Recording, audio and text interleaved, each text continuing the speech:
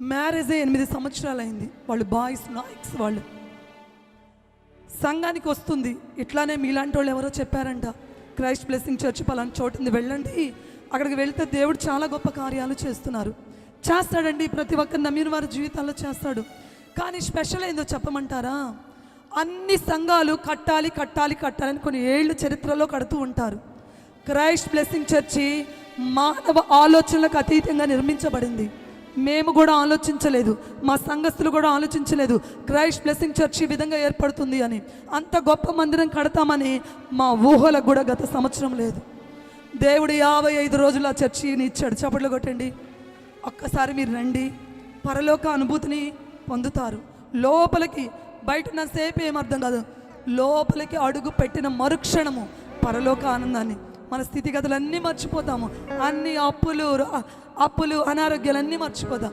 ఆ సహోదరికి కూడా చెప్పారంట, అమ్మా ఇన్ని సంవత్సరాల నుంచి వేదన పడుతున్నావు, పలానా చోట ఫిలిప్ పాస్టర్ గారు ఉన్నారు, గొప్ప దైవ సేవకులు, గొప్ప వర్తమానాలు చెప్పగలిగిన దైవ సేవకులు, వాళ్ళ దగ్గరికి వెళ్ళు అని.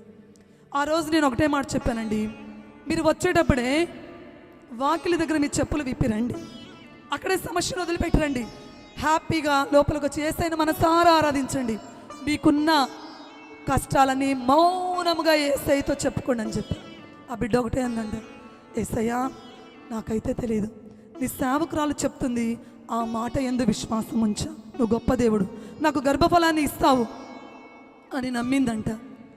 ఆ నెల అమ్మాయి కన్సీవ్ అయింది. ఇప్పుడు 4వ మాసం. చప్పట్లు కొట్టండి. అన్నీ చెప్పలేను కదండి, మచ్చుగా మీకు 2 చెప్పాను. ఎన్నో గొప్ప నిన్న సెమీ క్రిస్మస్ కనులగా పండుగగా ఈ పల్నాడు డిస్ట్రిక్ట్లో క్రైస్ట్ బ్లెస్సింగ్ చర్చ్లో అద్భుతంగా జరిగిందని ఊరు వాడ, అదేవిధంగా టీవీలో కూడా అనౌన్స్మెంట్, పేపర్లో కూడా అనౌన్స్మెంట్. మేము ఇవ్వలేదండి, ఎవరిచ్చారో మాకు తెలియదు. పేపర్లో, న్యూస్లో, అన్నిటిలో వచ్చేసింది. ఎందుకు? అది ఫిలిప్ పాస్టర్ గారి చర్చ్ కాదు, లిడియా ఫిలిప్ చర్చ్ కాదు, సంఘస్థుల చర్చ్ కాదు, అది జీవము కలిగిన దేవుని సంఘము. అందుకని దేవుడు అంత అద్భుతకరంగా జరిగిస్తూ ఉన్నాడు. యేసయ్యకే మహిమ కలుగును గాక.